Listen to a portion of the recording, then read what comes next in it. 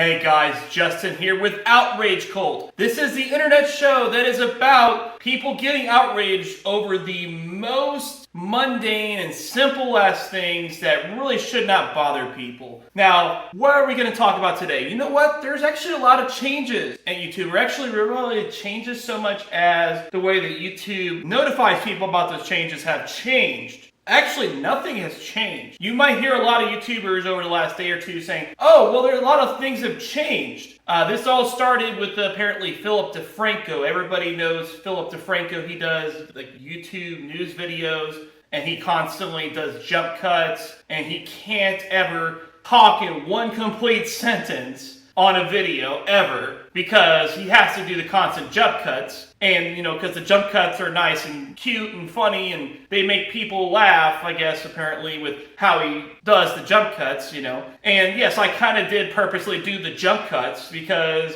that's what he does. That's the way he does his videos. But anyways, that's just the way he edits his videos. I think he should learn to actually use a video editor that has the ability to use real transitions and things like that. But that's a different topic entirely, people. What am I talking about? Well, you know, Philip DeFranco, XSE Phil, whatever you want to call him, he does a news show where he talks about various subject matter. Some of those subjects are controversial, because I can't talk right, because I have to do another jump cut. But anyways, with that whole matter in question there, he got a notice from YouTube saying, oh, well, you know, because of this type of content you're doing and things like that, your channel is not eligible to receive monetization for these videos. So there was a list of videos, I guess, that he used to be able to monetize but no longer is able to now. Which it makes me wonder, like, what kind of video content he does. With the type of channel he does, it's a very day-to-day kind of thing, you know. It's not really something that you're not going to really go back and watch videos of his from 5 years ago because he doesn't make that kind of content. He makes content about trending and current topics and things like that. And that tends to have a pretty short shelf life, so I wonder how much it'll actually affect his bottom line given that he does those kinds of videos. Now, he was doing stuff that's curated content that could muster views for years over time, then yeah, I guess I could see why he'd be a little concerned because that could certainly affect him. But yeah, it's not going to really affect him all that much. Plus, he does have merchandising, Patreon, all that good stuff as well to consider. And so, really, I don't know what the big deal is, you know. Because for one, he acts like his channel is being shut down. That's not the case at all. And he also did a clickbait topic about saying YouTube is shutting his channel down because he wants people to come into the video so they can get all outraged, you know, which it starts an outrage cult. That's what this channel is about. It's about awareness, people. It's about awareness for these kinds of subjects.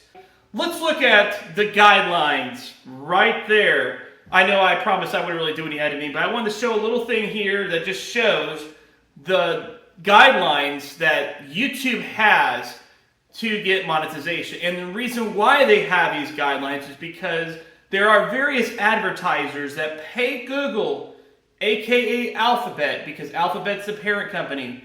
They pay them money to advertise their products. And so what they essentially do is they create a video on YouTube. It's basically an advertisement. You can freely watch the advertisement if you want by just going to their channel. But they will pay YouTube to be able to show those advertised videos before people's videos play, or they'll do the mid-rolls, or they'll do the little banner ads, or, you know, all the other various ads that you see, you know, on channels. Unless you're using YouTube Red like me, in which case you never see them. So anyways, or if you're ad blocking, of course. I mean, that goes without saying. Everybody knows about ad block, okay? So otherwise, you know, if you're not using one of those things, you're going to see those advertisements.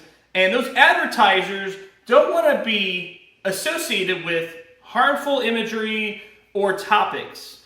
Just a case in point, actually I watched a video by H3 Productions, who did a really good video about this here, about this whole topic, and he really is really level-headed, and he explained how this process works with YouTube. Everybody apparently thinks that this YouTube content robot is going to be this all-knowing, all-seeing thing that's going to watch every person's video to see what kind of content that video has. That's not all what's happening. As a matter of fact, what's happening is actually very, very simple and bare bones. And this is something that's easily avoidable. I'm sure these people can probably easily avoid it by simply changing the tags on their video and then requesting remonetization. I'm sure YouTube's probably going to grant it. And the reason why is because these people use specific tags that are used for search results. That's what the tags are for. The tags are used to add to relevancy for specific search strings that you do on YouTube. Because Google is a search company. They're all about metadata and crunching numbers and SEO and all this stuff. They use the stuff like the tags in order to be able to match you with appropriate content. Now the thing is, when it comes to stuff like rape and suicide, for example, people don't want to be matched up with that. But apparently, Philip DeFranco, for some reason, tagged Brock Turner rape case in his latest video, which had nothing to do with rape. So why did he even tag that? Why? Is because he wanted to get those clicks. It's clickbait, people. Clickbait isn't just about the title, it's also about the metadata, because that actually affects the videos that you see in your recommendations and search results. So he puts in that phrase, Brock Turner rape, so that whenever somebody searches Brock Turner rape, it will, hopefully for him, direct you to a video of his, so that you can watch his video, so he can get the ad revenue, the view, hopefully a subscriber, and so on, right? There's a problem with that, though. Advertisers don't want to be associated with rape. Mind blown! Name one fucking advertiser who be like, there's this video that's talking about rape. Do you want to be able to advertise in that video? Coca-Cola, what do you think about that? Oh yeah, sure, sign us up. We love rape. No, there's nobody saying that shit. That's why your video got flagged for demonetization, because YouTube cannot make any money off your video. Therefore, they're not going to let you make money off the video, because the advertisers aren't even going to be willing to pay money for it.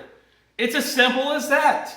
And Boogie2988, this is a channel that typically I respect, but he is kind of a hypocrite with this matter, because he's complaining about this whole thing. But guess what? There was several videos that he's done. The H3 pointed out, there was a video that he did, I guess, back in the day about Jew Wario, where he committed suicide. I guess it was a couple years ago. It was really sad. Jew Wario was a respected member of the YouTube gaming community. And I know I personally was saddened by that news. I know there was probably thousands and thousands of YouTubers that were, I would imagine. But for some reason, in that video, Boogie2988 tagged how to commit suicide and the word Jew, just Jew by itself, in the tags. Now, I know Jew's really not that bad. Maybe he did that because he also tagged Wario by itself, so maybe some people might type Jew space Wario, and that, equals the tag, right? But the thing is, you can do that without doing the separate words. You can do Jew space Wario, then hit comma, and that creates a tag. So why is the word Jew in the video? Why is the words how to commit suicide in the video? If it's a video about suicide awareness and about how you should not commit suicide.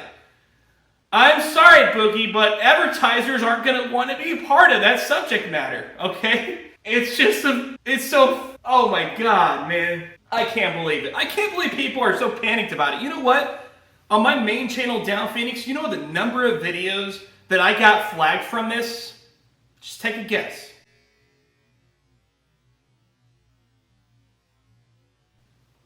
0, people.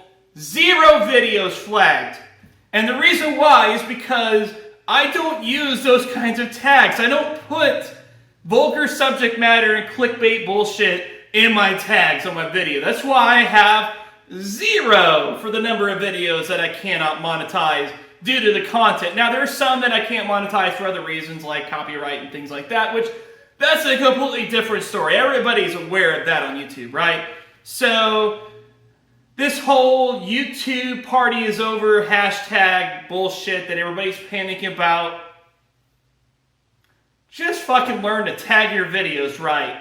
Stop trying to lead people into your videos with fucking rape. Stop trying to use those words, because obviously people are going to search for those words and they're going to be attracted to this kind of subject matter because they want to be in on the YouTube drama and whatnot. You know what? I'm kind of like this new direction. You know why? Because channels like Leafy is here and Keemstar, oh man, they gotta be shitting bricks like it right now, dude. Holy crap, they've gotta be fucking panicking over this nonsense, man. And you know what? If we can do with less toxic YouTubers like that, I think this is a good move. I kind of like this. And it's not censorship because they're still free to make those kinds of videos. They just can't make money off of them. Let me know what you guys think, though. Don't forget to sound off in the comments below. And if you like this kind of content, don't forget to share it. This is Justin again with Outrage Cold. See ya.